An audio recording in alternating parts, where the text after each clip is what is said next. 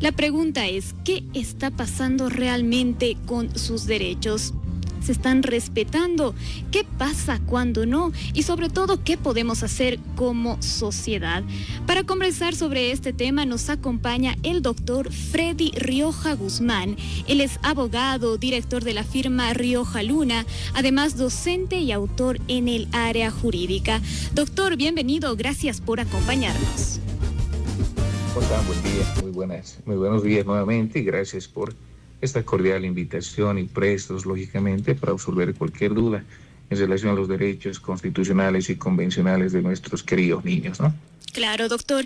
Yendo a lo más básico, para que todos lo tengamos claro en casa, en nuestros trabajos, ¿cuáles son los derechos fundamentales de los niños y dónde están establecidos?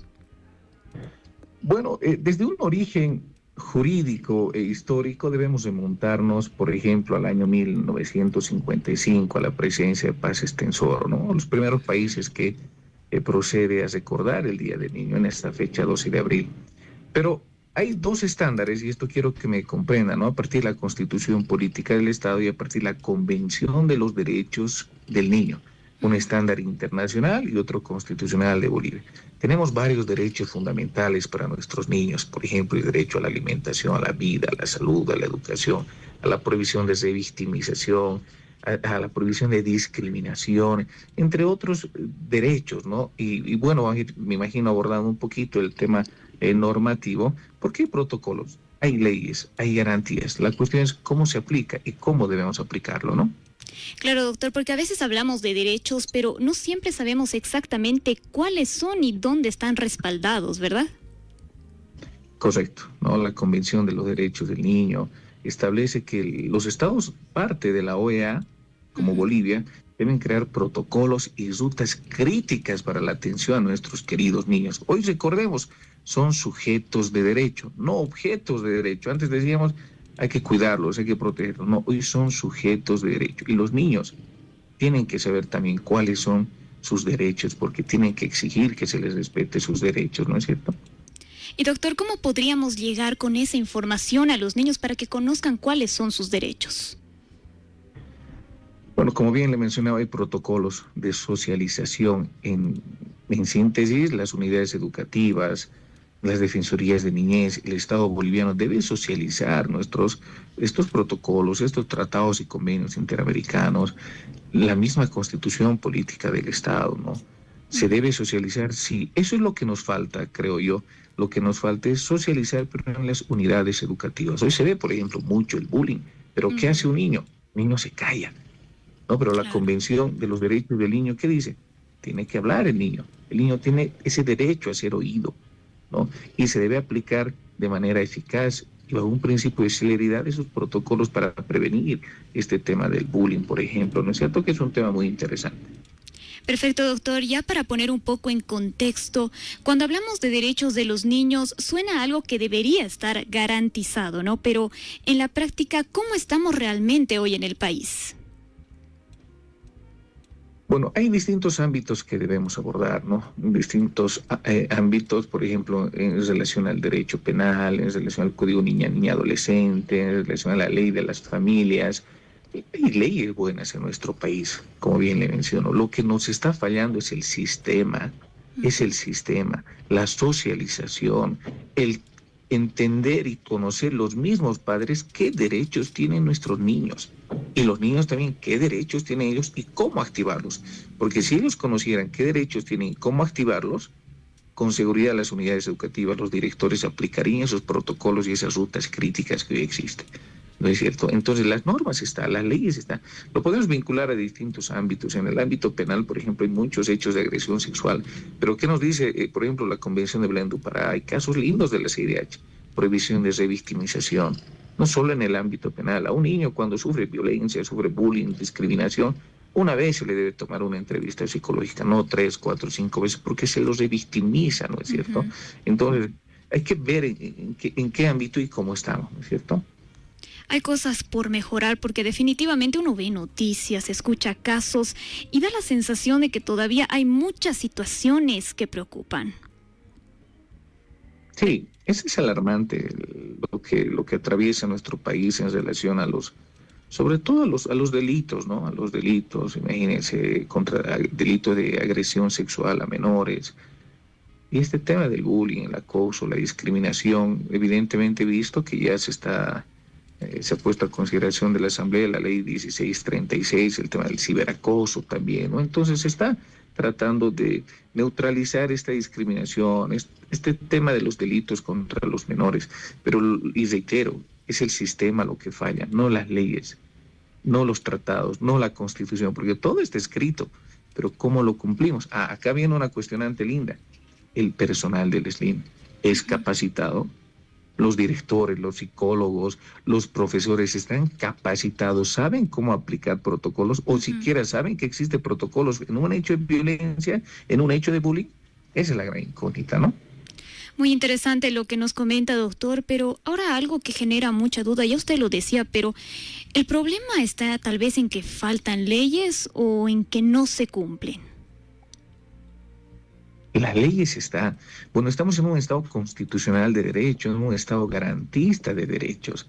Hoy nuestra Constitución nos dice que debemos aplicar también los tratados internacionales y ahí vemos la Convención de los Derechos del Niño, principios fundamentales, por ejemplo, las reglas de Bangkok para los menores infractores sometidos a procesos penales. O sea, hay normas bellas. La Constitución está los derechos, pero la cuestionante es quién lo aplica, cómo lo aplica, realmente lo aplican. Y esto viene no solo desde los juzgadores, ¿no? Porque hay jueces que son muy buenos, aplican la norma, la Constitución, tratados, pero el personal, psicólogos, trabajadores sociales, ¿son idóneos para el cargo? ¿No? Entonces, las leyes están, la Constitución está, los tratados están. Aplicar. Yo creo que se debe especializar, debe existir especialización para tratar a los niños y para defender a los niños de sus derechos, y lógico, de manera eficaz, ¿no? De acuerdo, doctor. Como usted dice, las leyes sí están, pero la realidad termina siendo otra. En su experiencia, doctor, ¿qué es lo que más se está viendo hoy? ¿Cuáles son los casos más frecuentes donde se vulneran estos derechos? La violencia, ¿no? Y cuando hablamos de violencia debemos remitirnos a la ley 348. El artículo 83 engloba varios tipos de violencia, entre ellos violencia familiar, violación, abuso sexual. Es algo muy alarmante lo que está ocurriendo en nuestro país, ¿no? Entonces, ¿qué es lo que ocurre? Hay muchos niños que van a su colegio, no hablan, no dicen nada, sufren bullying, son reservados. Y ahí es donde debemos aplicar los protocolos, ¿no? El profesor debe decir a ver qué pasa con tal intervención psicológica, social, intervenir ese hogar. Pero no hay aquello. Esperan a que el niño se haga cutting, esperan a que el niño, no sé, salga embarazado, la niña, ¿no es cierto? Entonces, esperan a que se consume actos delictivos antes de prevenir estos hechos delictivos, estos hechos de discriminación y en relación al bullying, paralizar, pero en un momento adecuado, ¿no? Cuando el niño ya tenga sus afectaciones psicológicas, porque eso también es prevenir que los niños a un tiempo acá sean personas agresivas, cometan delitos, ¿no? Es prevenir todo aquello, y eso no se está aplicando. Reitero, falta que los profesores, psicólogos, trabajadores, todo el personal de la Defensoría Juzgada conozcan estos protocolos, estas guías, estas rutas y sobre todo los derechos y cómo defendemos esos derechos, ¿no? Así es, doctor, y estas situaciones definitivamente no solo afectan el momento, como usted dijo, sino marcan muchísimo el desarrollo de los niños, ¿verdad? Correcto, marcan demasiado el desarrollo de los niños. Hoy hay una linda cuestionante, por ejemplo, tocando un poquito la ley Brisa, ¿no? Hay una cuestionante, todos cuestionamos la ley Brisa. Yo cuestiono en parte, porque en ese caso la Corte Interamericana de Derechos Humanos nos dice Brisa ha sido violentada sexualmente en adolescencia por su primo. ¿Qué ha hecho el Estado boliviano? Años y años de proceso, se la ha revictimizado. No ha habido un estándar de la debida diligencia. No han sido diligentes con su investigación. Entonces la Corte sanciona ¿a quién? Al Estado. ¿No? Entonces, ese es el tema. La gran problemática es que falta celeridad, falta capacidad, idoneidad de todos los que formamos parte del sistema judicial, abogados, policías, de todos. Pero ese ya es el deber del Estado, socializar, cómo aplicar.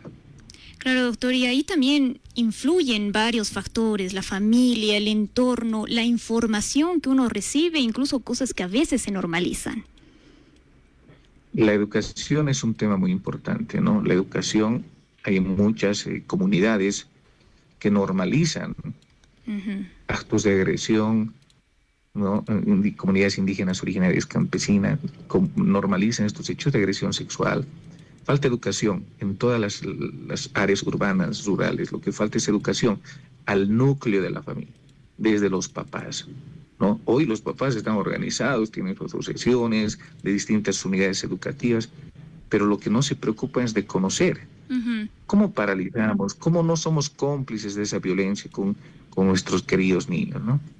Y hablando justamente de eso, doctor, ya que toca el tema, ¿qué tan informados están los padres o los tutores sobre estos derechos de los niños en su experiencia? Hay una gran desinformación, ¿no? Lo que se oye en algunos medios de prensa es noticias de relevancia social, pero en realidad son crímenes. Pero nunca nos dicen, ¿cómo prevenimos aquello?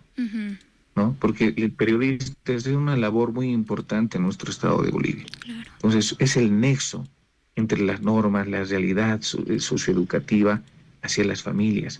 Porque muchas familias, y eso lo vinculamos a la educación, muchos padres no han estudiado, no tienen conocimiento.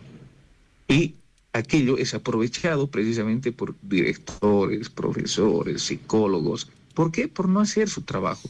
Porque si uno amaría su trabajo y dijera, no, mi trabajo es defender a los niños. Yo veo que un niño está en estado de infección, sufre violencia, aplico mi protocolo de oficio sin necesidad de que exista alguna denuncia.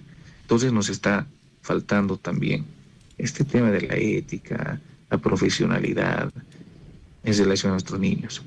Definitivamente, doctor, y hablando de los padres, muchas veces no es por mala intención, sino el desconocimiento que tienen sobre los derechos de los niños, y eso también pesa bastante. Ahora, ya llevándolo a lo práctico, si un niño está siendo vulnerado en sus derechos, ¿qué se puede hacer? ¿Dónde se debe acudir? Es una linda interrogante. Cuando hablamos de niños, entendemos que ellos asisten a sus unidades educativas, ¿no? Y el primer contacto después de la familia es con su maestro, su profesor, su director, su regente. Entonces, ¿qué es lo que se debe hacer? El niño, si sufre un hecho de violencia, tiene que hablar a su profesor y decir, profesor, estoy sufriendo este hecho de violencia en mi hogar por mi tío, primo, papá, mamá, padrastro, madrastra. Y es ahí donde el profesor activa los protocolos. Defensoría de la Niñez y Adolescencia, una intervención, pero eficaz, con celeridad. Interviene la Defensoría y ahí se hace pues una valoración psicológica, pero el personal tiene que ser idóneo, ¿no?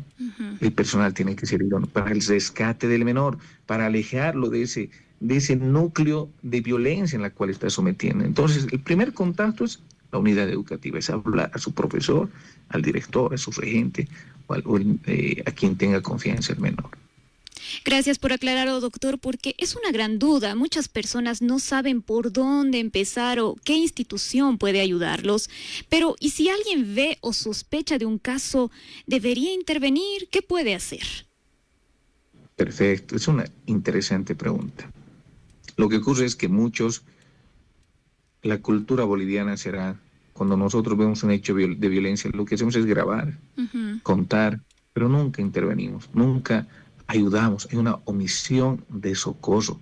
Entonces, el omitir socorrer a una persona, a un niño, también es delito. Entonces, la sociedad lo que tiene que hacer es denunciar ese acto. Cualquier persona puede denunciar un hecho de violencia, un hecho delictivo. El procedimiento penal establece aquello. Entonces, nosotros como ciudadanos vemos, somos vecinos. Entonces, ¿qué hacemos? Nos vamos a la Defensoría de la Niñez y Adolescencia y denunciamos un hecho de violencia, un hecho de bullying, cualquier hecho. Cualquier persona, reitero, tiene esa facultad de denunciar hechos de agresión, más aún si son menores. Entonces, el camino es a la Defensoría de la Niñez, puede ser a la FELCB, si es un hecho de violencia, si es un hecho de robo, por ejemplo, a la FELCC, ¿no? Entonces ya estos funcionarios públicos se encargan de aplicar la norma conforme al procedimiento. De acuerdo, doctor, definitivamente, pues quedarse callado también termina siendo parte del problema, como usted lo menciona, y a veces una acción puede cambiar mucho, una denuncia. ¿Cómo se pueden realizar estas denuncias? ¿Cuál es el procedimiento? Hay distintos tipos de denuncia, ¿no? Formal, una denuncia verbal y otra formal. La formal puede ser por escrita, ¿no? Y la verbal es de manera verbal, como su nombre lo dice. Entonces nos vamos a la Defensoría de la Niñez y Adolescencia de nuestra zona, de nuestra comuna, ¿no? Por eso dicen comuna y tota y distintas comunas que existen en nuestro departamento. Entonces nos vamos a nuestra comuna y cada comuna tiene su psicólogo, su trabajador social, su abogado y aquella atención es gratuita. Entonces vamos y decimos, ¿quién está de turno hoy? Quiero denunciar este hecho de violencia. Entonces, tal domicilio, tal persona, tal niño se ha escuchado estos gritos, estos hechos.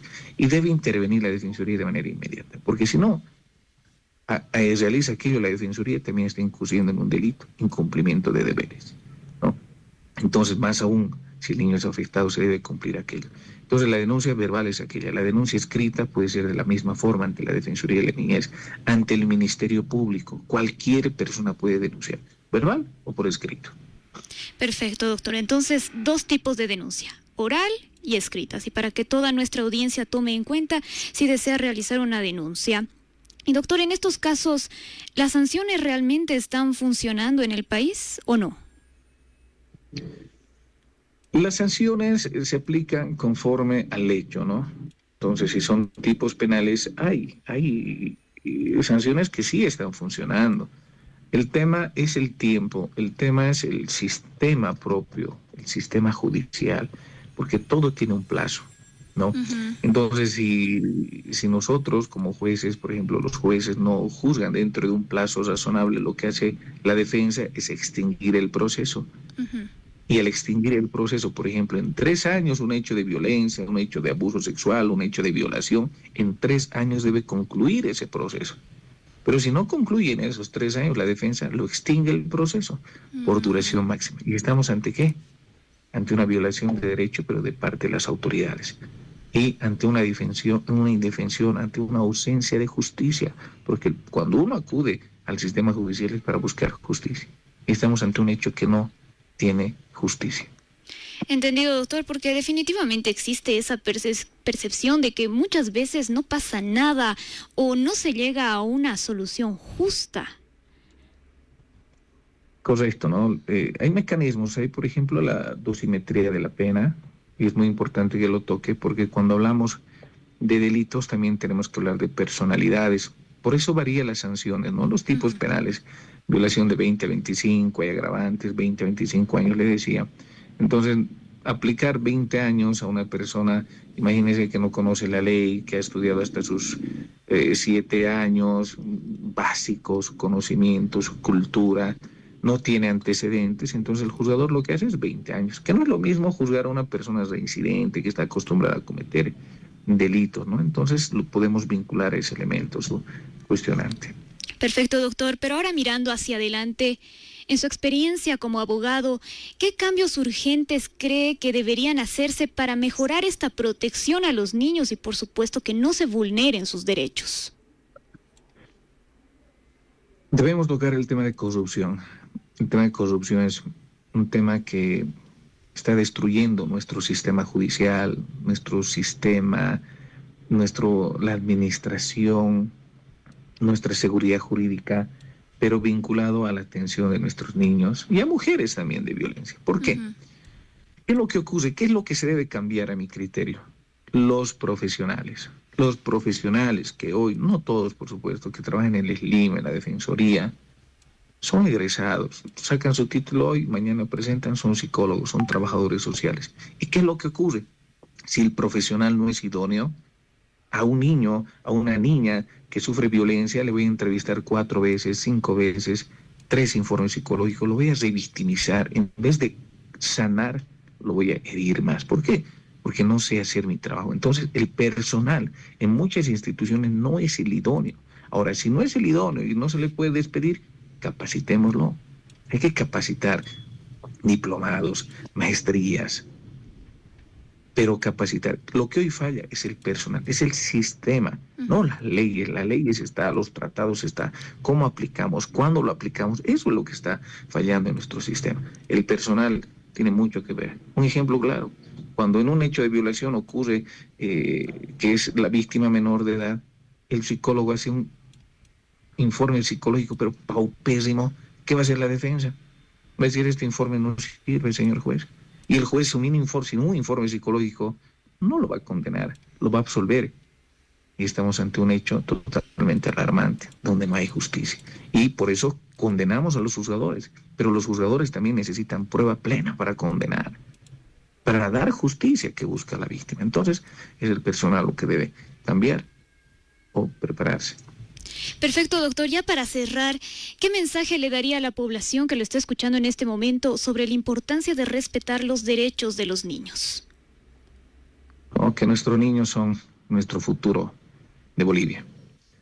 Hablemos con nuestros niños, los debemos amar sobre todo, y hacerles entender que ellos son hoy sujetos de derechos, que tienen derechos a estudiar, al deporte, a la recreación, pero sobre todo pienso que ahora el derecho fundamental de un niño es el derecho a ser oído.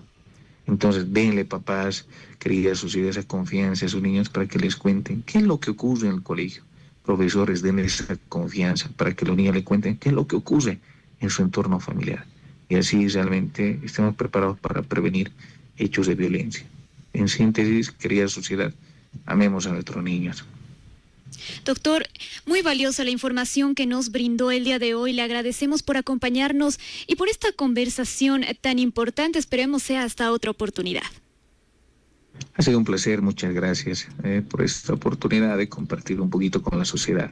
Cualquier invitación, estamos prestos, pues. Muchas gracias.